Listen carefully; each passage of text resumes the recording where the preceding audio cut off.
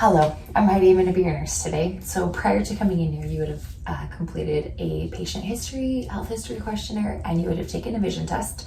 And now we're just going to get started with the physical examination portion of your visit today. So we'll start with your cranial nerves. First, cranial nerve number 1 is smelling. So I would have something that you could smell. Can you smell this? I can. It smells like your fingers. Okay. All right. Cranial nerve number 2 would be your sight, and that would have been the eye test that you would have taken previous to this. Cranial nerves number 3, 4, and 6 are the extraocular movements of your eye. So what I'd like you to do is take a look at my finger, and without moving your head, just follow my finger. Great. And then look way back here and bring the finger in, or bring your eyes in. Perfect. So cranial nerve number 4 brings your eyes in. Cranial nerve number 6 pulls your eyes out. Everything looked good today. So we've done, let's see, 3, 4, and 6, 5, and 7 deal with motor skills and sensory perception of the nerves of your face. So can you close your eyes first of all?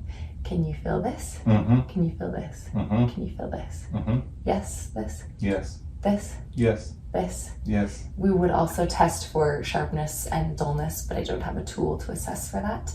Can you lift your eyebrows up really high, and then can you smile, and then frown, and then close your eyes and scrunch your forehead up really, really tight? Perfect. Can you open your mouth? Okay, and close.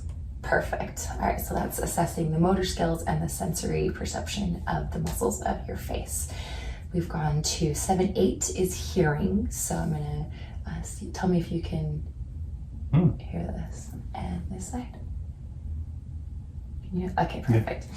So 9, 10, and 12 deal with the innervation of your tongue. So can you open your mouth and stick your tongue out for me? Great. And can you lift your tongue up and touch your nose? Like stick it out and touch your nose. With my tongue? Yeah, like. Neither can you. No, I can't. I'm gonna fail being a nurse practitioner. I can reach up as high as I can. Okay. Can you take your tongue and stick it in the side of your cheek? Like that. And other side? Perfect. All right, and open and say ah. And then if I had a tongue depressor, I would tap your uvula and test your gag reflex. Really? I would. It's important to have a gag reflex. And then cranial nerve number 11 deals with the accessory muscles of your neck. So can you shrug your shoulders? Okay. And then I'd like you to tip your head to touch my hand here, and now press against this one. Good. Now stay tipped over like this and press against this hand here. Perfect. Good. Okay, everything looks good with your cranial nerves. So we're going to test your cerebellum and balance. We can still see in the camera. Can you stand up for me? Mm-hmm. Great. So what we're going to do is called a Romberg Test. So place your feet together like so. I can move this if you need to see you. Okay.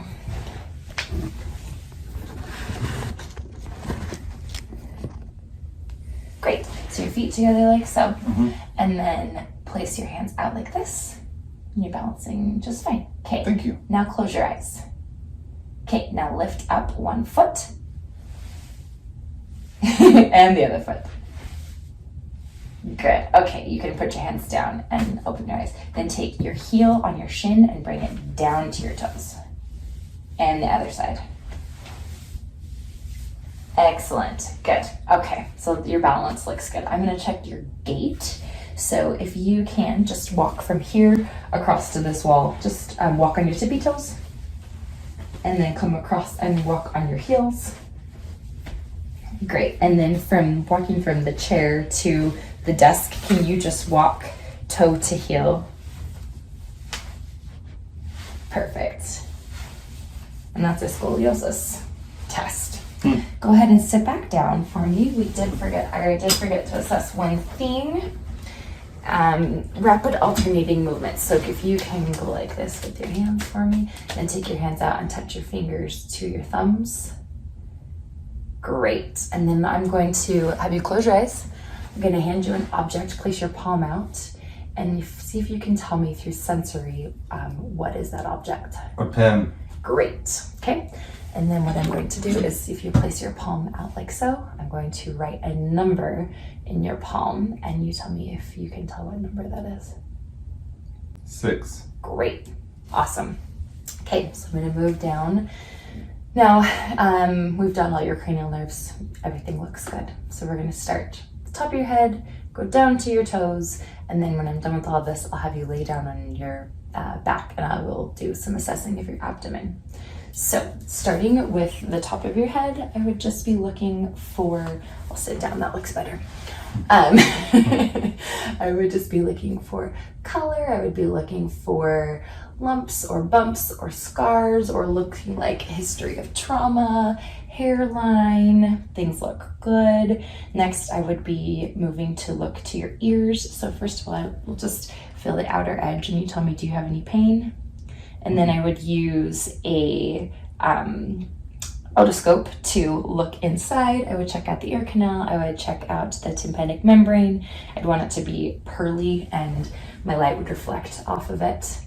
Opposite side, I would assess for any pain, checking inside with the otoscope and checking out the tympanic membrane.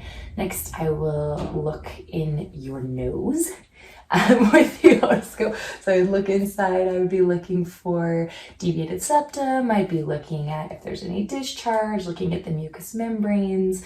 While I'm here, I neglected to do one thing with your eye exam. I'd be looking in your eye with the otoscope, and I'd be looking for the retinal reflex, where I would shine the light in your eye and I'd be looking for redness to appear on the back of your eye. Next, I would look at your teeth. So with a light, can you open your mouth and say, ah? Be looking for any broken teeth, healthy gums, mucous membranes, anything that might need to be addressed for dental care. Next, we would move to your lymphatic system. So I'm going to palpate in front of your ears, down your neck, the back, feeling for anything that is inflamed. Are you experiencing any pain when I do that? No, that feels really good. All right, then I'm going to assess your thyroid here. And as I hold here, can you swallow for me? Great. I'd be looking for symmetry and any bumps or nodules with your thyroid gland. Next, I'm going to assess your carotid pulse. First of all, I would be looking, inspecting for any bulging, obvious pulsating. I don't see any of that. Next, I'll feel it with 2 fingers. And I'm going to check your right radial pulse at the same time to make sure that they match. Well, slightly off, but I don't want to feel multiple beats in one area and not in the other. And then I would check on this other side for your carotid pulse. Okay, then using the bell of the stethoscope, I would be listening for any swooshing, bruits. All right, good. And opposite side. Okay, sounds good. You passed that check. Okay, so moving down, we assessed your head. Now we're going to move into the thoracic area of your body. So I'm going to listen to your lungs. When you're assessing in a patient, you want to make sure to listen to lungs front and back, and you follow the line of the lungs. So I'm going to have you sit up, please, and take in some deep breaths in and out. Great. And again. I'm listening to the bronchial sounds, the bronchiovesicular sounds.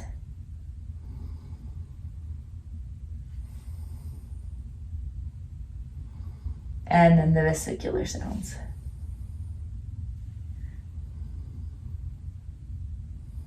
Awesome. So then I would perform that same pattern and listen to your breath sounds on your back. What I want to do next is listen to... Do I have to actually do that? No, I just verbalize it for the sake of time. But we're going to be doing some voice transmission testing. So what this means is I'm going to have you say a series of noises, and normally they would be really muffled because of the puffiness and the air that's within our lungs. But if there's areas that are clear when you say these things, that tells me that there is Hi, Afton. There's either fluid or blood or mucus in specific areas of your lungs, which would tell us we need to investigate further. So, can I have you, please say, and this is ergophony. Can you please say E? E. Again? E. Again? E. Again? E. All right, now we're going to work on brocaphony, which is where you'll say 99. 99. 99. 99. 99. Okay, and then the last one is whispered pectriloquy, and I want you to whisper 1, 2, 3, 1, 2, 3. Okay? 1, 2, 3. 1, 2, 3. 1, 2, 3. 1, 2, 3. Great. Okay, you'll be happy to know everything sounded very muffled. Okay. There doesn't appear to be any condensing of your lung tissue, which is great. Just hang out in your room, okay? Or on the couch.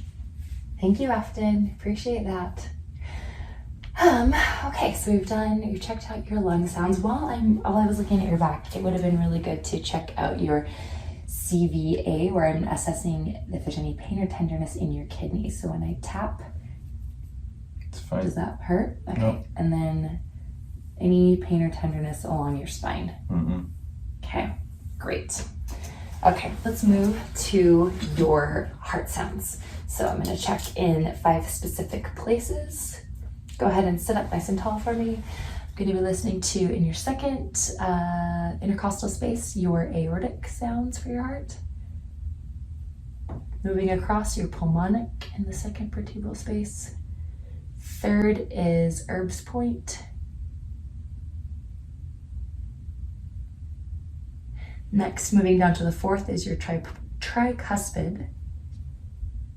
And then mitral, which is 5th intercostal space, mid-clavicular line.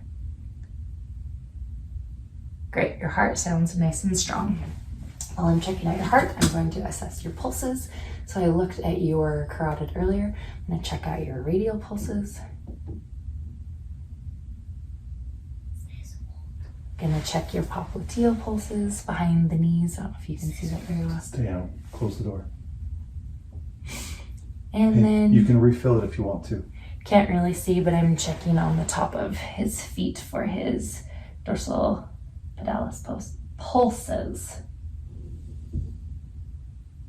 Great. Okay, all of your pulses are present. So we've checked your lung sounds, we've checked for spinal tenderness, we checked CVA, we checked heart sounds, we checked for your, I think it's time that we do your abdominal assessment. So if you can go ahead and lay down for me. Can you see me? Let's adjust the camera a little bit. Oh, that works. There we go. And I'll just come over on this side. Oh, sorry about that. Okay. So, I would normally assess or inspect without, like I would lift that up, but I don't need to do that for you. But I would be assessing for any bulges, things that would look like hernia. I would be looking for symmetry. I would be looking for any bruising. I would want it to be flat and soft. So we're going to begin with I actually need to listen to you first of all, because if I touch it, it might disrupt the sound. So I'm going to listen at all 4 quadrants of your belly. Do I need to take deep breaths or anything? Nope, I just listen to your bowel sounds and they sound like little clicks. And if I didn't hear anything in each of the quadrants, I would have to wait for 5 minutes of listening before I could record that you didn't have any bowel sounds. And that could mean an obstruction, so it's important to find those. Okay, so I've listened. I've heard lots of little clicks. It's gonna be great. Hey, Afton, sweetie, I'm doing this for school, honey. My 6-year-old really wants a drink of water. I will help you here. Nursing is about being flexible, right? Okay, being flexible as a nurse. All right, so then after I've listened, I'd want to perform light palpation in the 9 quadrants. So with my non-dominant hand. And at this point, I would just like you to tell me if you feel any pain. Okay. Light palpation. Okay, then I'm going to go to deeper palpation. So with my dominant hand on top, I'm going to push in. Again, you would tell me if you're experiencing any pain.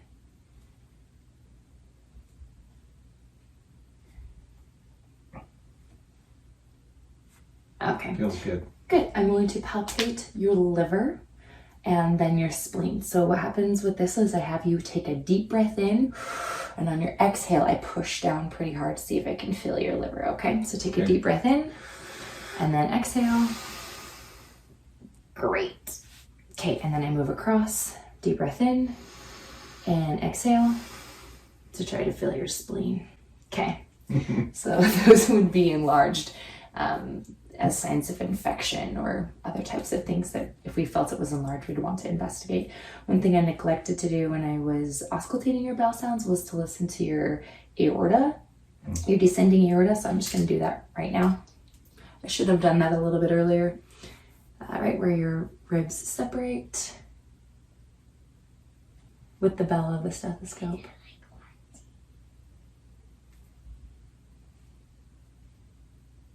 Okay, again, just assessing for any swooshing or growths. I think, why don't I test for your strength of your feet right while I'm out here. So can you go ahead and just, I don't know if you can see this. That didn't help. Want me to just hold it? It's okay, I'll verbalize it. So I'm pushing against his shins, push up against my hands. Great, and then I've got my hands behind his calves, I'll pull back. Great, good job. And then go ahead and sit up. And then with your hands, push against my hands. Okay, and then pull back against my hands. Who's the strong one now, right? Okay, so then at this point, I'm going to look at the overall skin of your limbs, assessing for bruising, assessing for color, assessing for temperature, assessing for moisture. You don't appear to have any like open wounds or things like that that need to be addressed. Everything looks symmetrical. I would also be assessing for any swelling in your ankles, which there doesn't appear to be, which is great because you were on a 4-hour flight today, right? So everything looks good in that direction. Then I would assess your reflexes. So I don't have a reflex hammer, but the way that I would do that is if you take your arm out like to a 90-degree angle like this, I would take a reflex hammer and I would tap here and your hand would move. And then if you bring your elbow into your ribs, hands like this, I would tap a hammer here and that is your bicep reflex and your hand would move. And then I would twist this so that your thumb is up, and then I would put the reflex hammer here and your fingers would move. So I would assess this arm. I would assess your patellar reflex, which hopefully you can see that. I would hit right here on the knee. And then for the Achilles, I would do right behind his ankle on the Achilles tendon, and your toes would move. And I would do that on both sides. Okay, so I'm just going to stop and think. Is there anything I've missed? And I don't. I got strength, I got reflexes, sounds, balance. I think I got everything. Hopefully I got everything. If not, I'll talk about it in my paragraphs where I talk about what I could do better. Thanks for watching.